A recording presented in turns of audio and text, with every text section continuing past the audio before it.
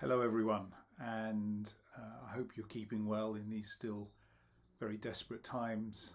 I do know how hard it is. The recent survey that many of you completed for BACTA painted a truly desperate situation for our sector. Revenues down on average, about 60%, but greater in some cases, and jobs are being lost. And costs continue to run at least 50% for most businesses. And I know nearly a year after this crisis started just how difficult it's going to be for the next 3 months just to hang on and hopefully get to a point where the country can start to relax its restrictions and get the economy going again.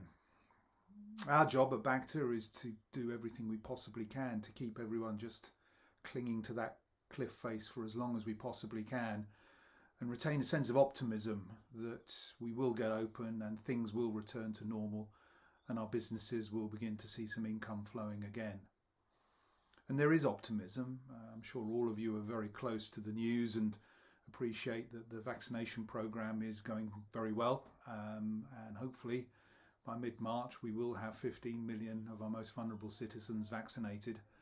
And we will look to the 22nd of February for the Prime Minister to announce some relaxation in those restrictions sooner rather than later. And of course our eyes have to be on Easter for our seaside members. We cannot go another season without that really important bank holiday weekend and the 2 weeks around it. And we're making that point very clearly to government as we speak.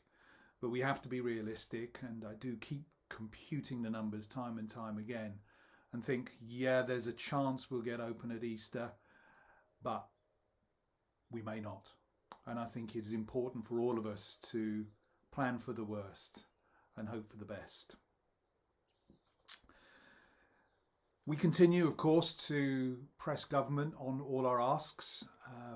The next key date after the week commencing February the 22nd, when we should have a clear idea of when we're opening, in England at least, is the budget on March the 3rd.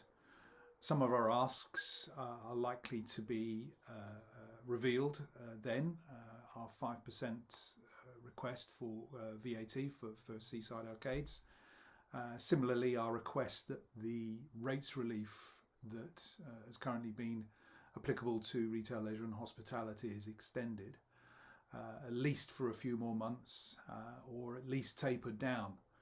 And crucially, we've said time and time again that we must find a way to support the supply chain, and this would be the best way to do it. We're also looking for an extension of the job retention scheme. I don't think anybody can face the prospect of a April 31st cliff edge. I'm sure government understands that. They understood that last year. So one hopes that they will see sense and allow that to be tapered down as the economy gets going again. I have high hopes for that.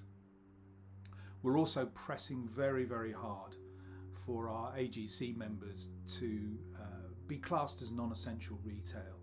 If we do roll back through the tiering systems, and this is true for England, Scotland and Wales, we want to make sure that we are open alongside other non-essential retail. It is ludicrous that AGCs are the only venue on the high street that has had to keep its shutters down when non-essential retail has been allowed to open.